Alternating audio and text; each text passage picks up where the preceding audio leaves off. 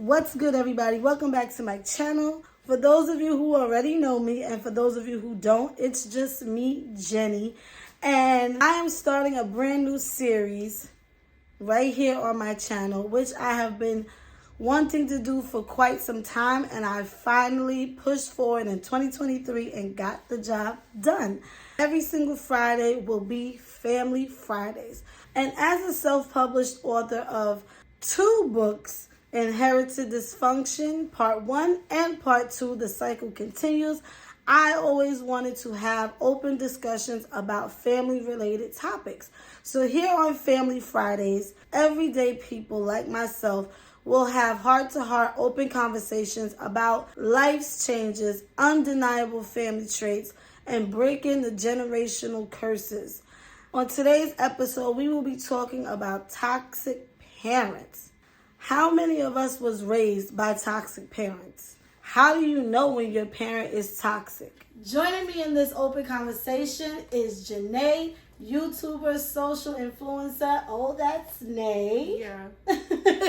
Period. I'm so excited. She's actually a very good friend of mine, and we have these type of discussions all the time. All the time. And I was like, why not turn the camera on? And obviously, a lot of these topics that we're going to be discussing is in my actual book, Inherited Dysfunction, Part 1 and Part 2. Let's get into it. Yeah. Because it seems to be toxic is everywhere. The toxicity is everywhere. It's in relationships. It's in friendships, and it's in your very own family. Like, our own family members are toxic, but when it's your parents, when you have toxic parents, that can get really, really overwhelming. And we've seen it, the viral couple, Krishan and Blueface, we have seen that they both are product of toxic parents, from their toxic families. For sure. Actress Jeanette McCurdy came out with a book. Have you heard about it? No. Crazy. Like, she actually titled her book, I'm Glad My Mom Is Dead. Wow. And she speaks very openly about her toxic relationship with her mom, Black China and Tokyo. That, I know we talked about that relationship. Yeah. Very toxic. And who else? Even Ariana Grande threw shade at her own dad in her record, Thank You Next. And she took it back, though. She backtracked. Oh, really? Really care for the backtracking. But she backtracked a little bit on it because she just felt like she didn't want to put her dad out there like that. I get it. But we all go through it. Like, this is the thing. Like, everybody's trauma is different, but we've all experienced it. So, what would you consider to be a toxic parent? Like, what does that look like? So, to me, I don't, it's not really something that I deal with on a day-to-day. But from the outside, I could probably say someone or a parent that is, I think for me, it could be like controlling. It can be, it's a lot. It's a lot of things. They bring stress to like your environment, your space, your people. Instead of providing comfort. Yeah, it's literally like draining. Like, and like I'm gonna say one word, it probably be draining. Like somebody that literally takes energy out of you. Drains your energy. That's a big Yeah, and you know it's not healthy, but you keep them around because it's your family. Because it's your parents. But go ahead, friend. I was gonna say, like, to me, a toxic parent is. I've seen a lot of moms jealous of their daughters. Fathers who promote violence or, they don't allow their sons to show emotion because that shows weakness. Just parents that make you feel bad about who you are. And instead of uplifting you, they're tearing you down. Like, that's the definition of a toxic parent. Someone who literally wants to fight with you. When you are my, like, I feel like, what's the word? Like, you're my foundation. Like, you're my structure. You're my go-to. You're my parent. So I should be able to come to you for any and everything. and not have it thrown back in my face or have it spread around the whole entire family. You know, those type of things. And I get it, you know, growing up black. You know, you tell your parents something, they want to tell your auntie. And it's bad, but at the same time, I wouldn't just say that's a toxic parent. No. Like, it's deeper than that. Like you said, when it gets to the point where that parent is draining you, you are miserable in your household, you know, that's toxic. That's a toxic environment. Yes. So being that, you know, if you're growing up in a toxic household with toxic parents, do you think that affects who you become as an adult? Absolutely. And your outside life? Also, I'm going to say 50-50. Because if you know it feels to be in that environment, you're going to try to get out of that environment, right? And sometimes become products of our environment where we can't help it. Like, or sometimes we don't even notice that these habits are being instilled in us because we showing that in our friendships, in our relationships. Inherited dysfunction. Oh! Okay, sorry. But... No, seriously. But it's true, yeah. So it's like, I say 50-50 because it's like, if I see this, why would I want to be like this? But then sometimes we do pick up these habits. And don't even notice. We don't notice. And it's like, where does it stem from? Yeah. Girl, my daddy! No. Okay, sorry. Remember, why is she laughing? I'm sorry. No, but seriously, like, it really, like, it was called subconsciously. We don't know these type of habits until you are seeing a pattern. This is when patterns start to be building, right? Why your relationships are not working out? Why your friendships are not lasting long? When sometimes it don't even be you. Sometimes it really be the other person. Yeah, but sometimes, yes. But then you gotta think about they have also come from a toxic environment, inherited dysfunction. It is a cycle that just keeps on giving unless you break it. So how you break the cycle? That's the thing. So sometimes you can, when you are conscious of, okay, this is what I grew up around. Honestly, I don't have the answers. I really don't, because even when you feel like you broke the cycle, there are those little things that you still inherit that you don't even realize. Like, I got that from my father. I got that from my mom. Like, you know, you don't even realize it. For me, in my mind, like, I'm like, okay, I'm breaking the cycle. Like, I'm doing what I gotta do. But there's still certain things in, okay, I'm going to speak on relationship-wise. I know what I grew up seeing. I knew what was right and what was wrong.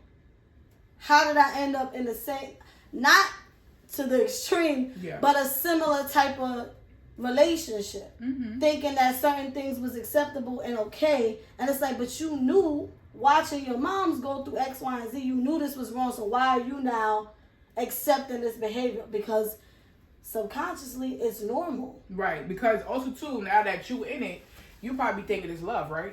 So that's probably what your mom thought. You know, I love this man, I love this man, so I'm gonna put up with these things because I love him. Not understanding, like, when you always out of a situation, you realize, like, damn, like, if I would have left 6 months ago, I would have been in a better predicament, a better situation. But it's like, we get so blinded, we get so caught up. Love is blind for real. And that's just us emotionally. Like, you know, like, I don't care what they say, like, oh, some woman could do this. Girl, no. At the end of the day, we are all have similar situations or similar feelings and emotions that we cannot control. Right? And once you're out of it, you're able, and it comes with time, it comes with experience, it comes with understanding your worth. Like, it's just it's a lot, but it definitely gets somebody else to do it. It trickles into everything if you allow it to. If you allow it, one more time. If you allow it to.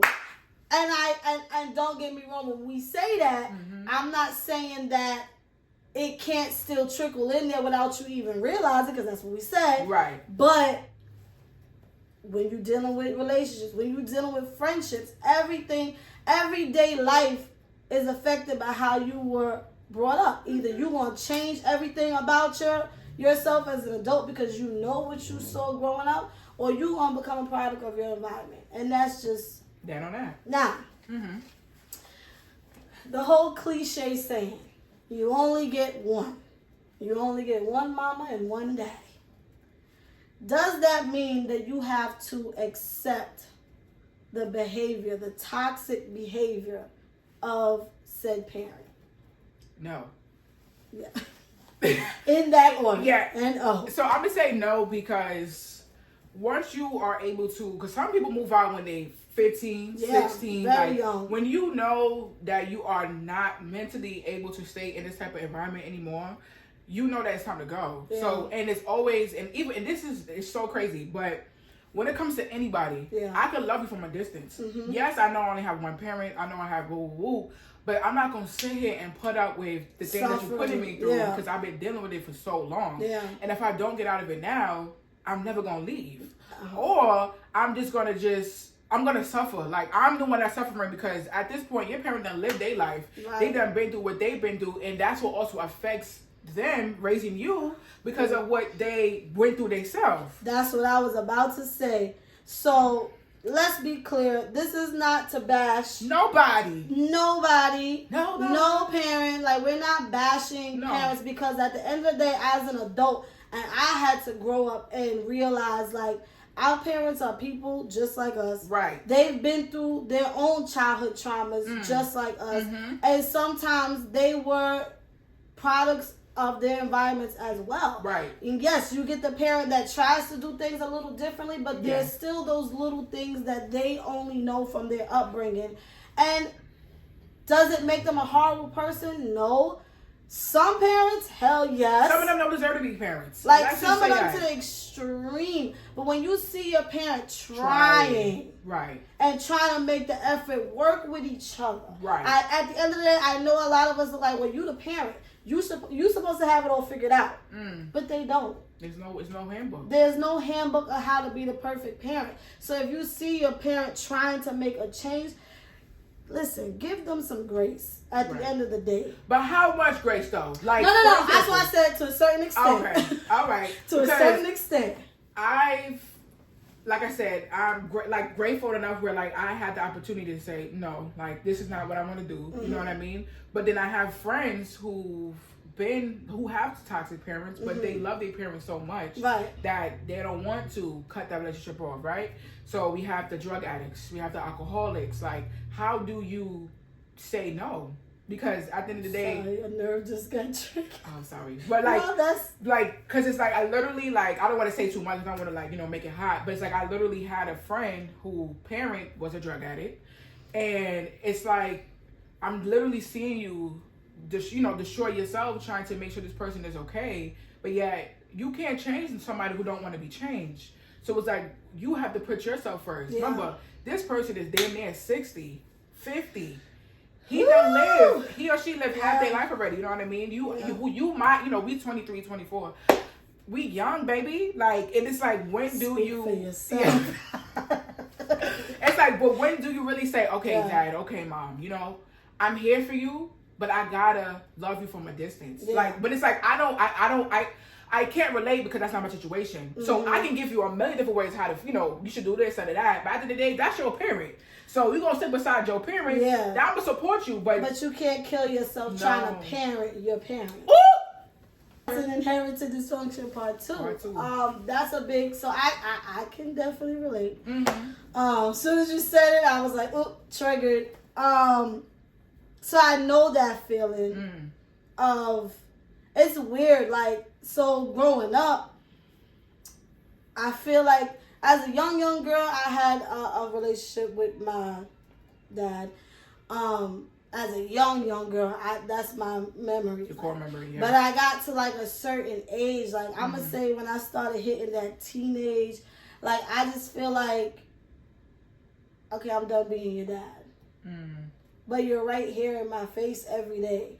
And I feel like, I don't want to out him, but, with his issues that he had, it just made it impossible for him to be a good father at the time. Did I make excuses for it and be understanding back then? Hell no. It was just like, F you, like, all I need is my mom. Like, I don't care. As I got older, I'm a little more open to understand, like, you had a problem, you grew up, and that's another thing, seeing how he grew up, lack of affection in the household. Even with my mom, like, when you don't have those, that's hard for them to give it to you because they never had it. Right. like I said, as an adult, I can give him grace. I can love him, but I can't do too much. I can't start becoming the parent because you're grown. I'm grown. I got a life of my own. I can't parent you. It's supposed to be the other way because you didn't even parent me. But see, now I don't know if that's a petty thing where it's like, well, you didn't do it for me, I'm not going to do it for you. You understand what I'm saying? So I don't know if that makes me a bad person, but sometimes I just don't want to do certain things. Yeah, you don't because have to. I feel like I don't owe you anything. Right. Right. I can love you because you made me, but I don't owe you anything. So backtracking to something you said, now with all this growing up, like you said you had the pleasure of not having to deal with that. Is it okay if you are dealing with it to cut that toxic parent out of your life? Yeah. Absolutely. Absolutely. Because, like, for me, my personal story, like, I met my father when I was 18 years old. Wow. So, obviously, like, so they say, and according to the pictures, he was in my life, like, when I was a baby, woo, woo, woo. But also, too, I also feel like my mom plays a role in it, right? Like, oh, yeah. because she is the one who's telling me these type of stories. So, it's not like I'm hearing it from the horse's mouth. So, you know, naturally, I'm like, okay, you're Mom. persuaded to the custodial parent. Right. But also, as I got older, I'm like, you know what, Janae? Like, you have to make your own decisions. I can't really judge with just off of one person because there's three sides to the story, right? Absolutely. So, when I turned 18, magically, he just dropped in my lap. Okay, fine. So, I had the opportunity to call him. He was on the phone, da-da-da-da-da. And this information was really my dad. I'm like, let me see those pictures. I need the receipts. Run no pictures. Right. So I'm like, okay, maybe you are. Whatever. It was very awkward, very like, I don't know you. Like, you're literally a stranger in my house. Like, that's strange. So how can I call you dad? I don't know you. Your name is John. Yeah. That's really his name. I don't care. So, boom, I had the opportunity, like I said, fast forward. I was just seeing little things that was kind of like giving me like a red flag. Yeah. So really and truly, the final straw, it was my birthday. And you know what year I was born. You know the day I was born. Stop playing. I literally waited all day. That's like me waiting at the door for my father to come pick me up. Girl, he ain't never come. Y'all know how that go. I'm going to come get you, baby girl. I'm going to come see you. Girl, he ain't never come. Mind you, I'm at school. I was in college at the time. So I'm waiting on the phone. You know, I'm like, let me see if he won't call my phone. And that's what I told myself. I said, Janae, if he does not call your phone, he showed himself. Yeah. There's no excuse. There's 24 hours in a day. You know my day. You know the hour I was born. Cut it out. Yeah. Girl, he didn't call me, so I said block. I haven't heard him. I haven't seen him or heard from. Like I heard from him, but like I didn't reach back out because it's like, why? You kind of made your bed in it. Now go lay in it. Yeah. So I made peace with my decision. Yeah. Now, sometimes there's a cross my front like, damn, maybe you should reach back out to like get some questions answered, right? Because tomorrow's not promised. So I'm gonna be living like I don't want to live knowing regret. Yeah, like damn, I should have said or damn, I should have. But then my pride is like, no, like, cause then I always feel like my inner child was gonna come out, right? She's looking for her father. And yeah. So if I could avoid it, I'm gonna do that. That's the hard part. It's like, and that's the thing with cutting off a toxic parent. It's like, it can be done. Yeah. It can be done, but I feel like there's always gonna be this little like, what if, or God forbid you get that call, they passed away. Now you're stuck with the what ifs. What if I gave another chance? What if we went to counseling? Or what if we worked through our issues? And now I'm left to live with that. Right. And this is why when my parents finally separated, and mind you, I'm grown in my 20s at this point, and it's like the whole relationship, my side was already picked. Like I already knew, like, bye. I'm with my mom. I'm riding with whatever. But at the same time, as I matured, it was like, this is your father. I don't ever want to be standing at this man's funeral feeling like I didn't give it a chance. I didn't try to get to know him as just my father and not my mother's partner. And once I was able to do that, yes, we established a nice little relationship. I'm like, okay, funny guy. Like, we have our I was like, you kind of cool. yeah, like you're actually a cool guy. Yeah. Now sometimes, Yeah. Say less. I know what it is. you know, there's times where I'm like, all right, now I gotta curve the phone calls. I don't want to talk to you, and I have those emotions, and eventually we will talk about it and work it out. But sometimes he'll call, and I just don't want to speak. And again, it's me still working through my problems and my issues and dealing with certain things, and eventually we'll have that conversation. But no, put a pin in that. Put a pin in that. And with that being said, like, you know, do what's best for you at the end of the day. Right. Whether it's a toxic parent, a toxic boyfriend, a toxic girlfriend, a toxic friend. Do what's best for you, because at the end of the day, you is all you got. At the end of the day, you are all you got. Anybody that's going to drain your energy doesn't deserve your energy. There we go. And on that note, I thank you guys for watching. Make sure you guys go and subscribe to her channel. Everything is going to be in the descriptions down below. Oh, that's Nay. Yeah. If you want to purchase a copy of Inherited Dysfunction Part 1 and 2, you can go to Amazon.com. And all the information will be in the descriptions down below. So make sure you go and cop that book right now. And I'll see you all next Friday.